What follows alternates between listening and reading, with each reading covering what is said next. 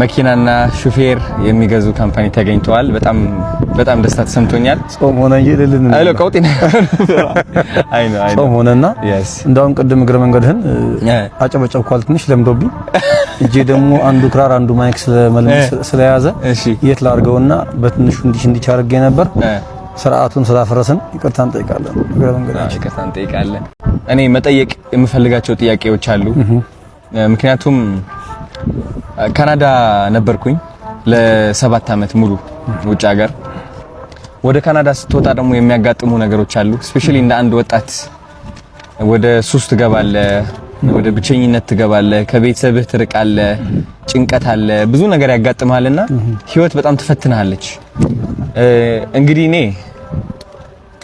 አሁን ባለሁበት ሁኔታ ከሃይማኖቴ ራቅ ብያለሁ እና እንደ አንድ ሁሉም የሚያውቅ ሳይሆን እንደ አንድ እንዳጠፋ ሰው ከሃይማኖቱ እንደራቀ ሰው እና እቺ ዓለም እንዳሸነፈችው ሰው ሆኜ ነው የቀረብኩት።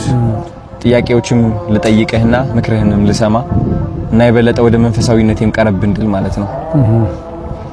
እና እንደኔ ያሉ በህይወት በዓለማዊ ህይወት የተሸነፉ ስፔሻሊ ካናዳ በነበርኩበት ጊዜ በሱስ የተሸነፉ የህይወት መንገድ የጠፋባቸው ሰዎች ምን አይነት ምክር ትሰጣለህ?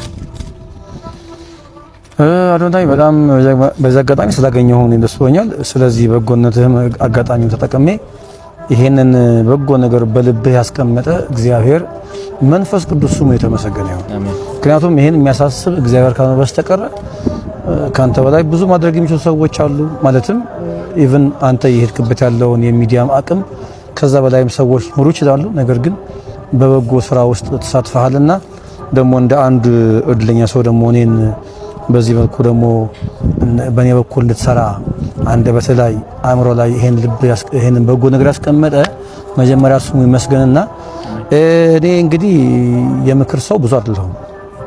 ያው እንደምታውቀው አንድ ታለንት አለችኝ ወይም አንድ መክሊት አለችኝ። እሷም እግዚአብሔር ያደረገልኝን በዜማ በተወሰነ ነገር አመስግኖ ማለፍ ነውና ከኔ ብዙ ምክር አትጠብቅም። ያው ሰባኪያን መምህራን ሲሆኑ በደንብ አድርገው መጽሐፍ ቅዱስን ጠቅሰው ያስተምሩ ይችላሉ። እኔ ግን እንደው ምናልባት ምክር ሊባል ከቻለ እንግዲህ እግዚአብሔር በአንድም በሌላም ትላንት የነበርክበት ነገር አስትቶ ወደዚህ በጎ ስራ አምጥቷል። ስለዚህ ከዚህ በኋላ ያንን እያስታወሱ ወደ ኋላ መቆዘም ጥቅም የለውም። ምክንያቱም እግዚአብሔር ከይቅርታ በላይ የትላንት በደላችንን በማያልቀው ምሕረቱ መጠን ካለፈልን ትላንት እያስታወሱ ወደ ኋላ የምንቆዝምበት ነገር አይኖርምና መጀመሪያ ትላንትን ከዚያ ከእስር ሆኖ ከሚያሰቃይ ከነበረው ቅድም ካልካቸው በጎ ያልሆኑ ተግባራት እንኳን በሰላም አውጥቶ ወደዚህ በጎ ነገር አደረሰ። ቀጥሎ ግን ከዚህ በኋላ ላትመለስ በዚህ መልኩ ላትጎዳ አንድ ጊዜ ፈቷል እግዚአብሔር ማለት ነው። ያ ስለሆነም ነው አሁን በሚገርም መንገድ እየታየ ያለው። ቅድም ብያለሁ ካንተ በእድሜ የሚበልጡ ሰዎች ያረጉትን ነው አንተ ያረክ ያለው።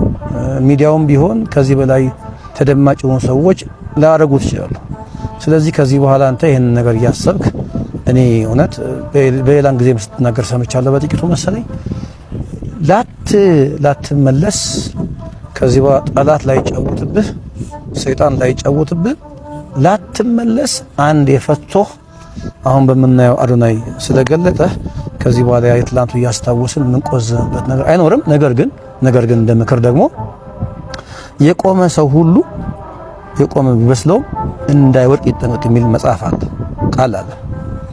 ሁሉ ጊዜኛ መቆማችን ስናስብ መውደቅም ነው ስለሚችል አጠንክረን እግሮቻችንን ከመሬት ላይ በመጥበቅ መጽሐፍ ቅዱስን አብዝቶ በማንበብ ጸሎትን በማድረግ የደረገልን ነገር አብዝተን በማሰብ ግን ከዚህ በኋላ ያ ነገር እንዳይከሰት ግን መከላከያ አጥር ይሆን ዘንድ እሱ ነው ማመክረህ። አሁን በመቆምህ ደስ ይልህ ይገባል። ነገር ግን ደግሞ እኔም አንተም ሁላችንም የቆምን ሲመስለን ድንገት መውደቅ እንዳይኖር ደግሞ ሁሉ ጊዜ በጸሎት በጾምና በተጋድሎ ራሳችንን ማበርታት ግን ይኖርብናል። ስለ ትላንቱ ማንነት ግን ስለሰራ ላትፈታ ላትታሰር ከዚህ በኋላ የትላንቱን ማንነትን ከዚህ በኋላ ታሪክ ሆኖ እንዲቀር ደግሞ ስለረዳህ አምላካችንን እናመሰግናለን። አሁንም ግን መክረች ብቻ ናት። የቆመ ሰው የቆመ ሰው ሁሉ የቆመ እንዳይመስለው መውደቅ ሊኖር ስለሚችል በጾም በጸሎት በተጋድሎ ማንም እንዳልሆንክ ራስህ ምንም እንዳልሆንክ የሚያደርግልህ እግዚአብሔር የሚሰራብህ እግዚአብሔር እንደሆነ ካሰብክ ከዚህ በኋላ ምን ነገር ሊመጣ እንደማይችል ነው ልመክርህ የምችለው። ሌሎችም ሰዎች ይሄን የምናወራውን ነገር አስተካክለው ቢሰሙ የሚመከሩ ይመስላል። ቅድም ብያለሁ የምክር ሰው አይደለሁም፣ ብዙም የንግግር ሰው አይደለሁም። የሚቀናኝ ዜማ ስለሆነ እንደው ሌላ ጊዜ በዜማ በግጥም ደግሞ ተከሽኖ ይሄን ዝማሬ ብንሰራው ሳይሻል አይቀርም። አዎ ደግሞ ድንገትን ስለተገናኘን ከዚህ በላይ ልናገር አልችልም። አዶናይ ቴንክ ዩ አባት። ዛሬ እንግዲህ የተገናኘ ነው የመኪና ሹፌር እና የቤት ቻሌንጅ ለማስጀመር ነው። እኔም በጣም በአቅሜ እየጣርኩኝ ነበረ ደግ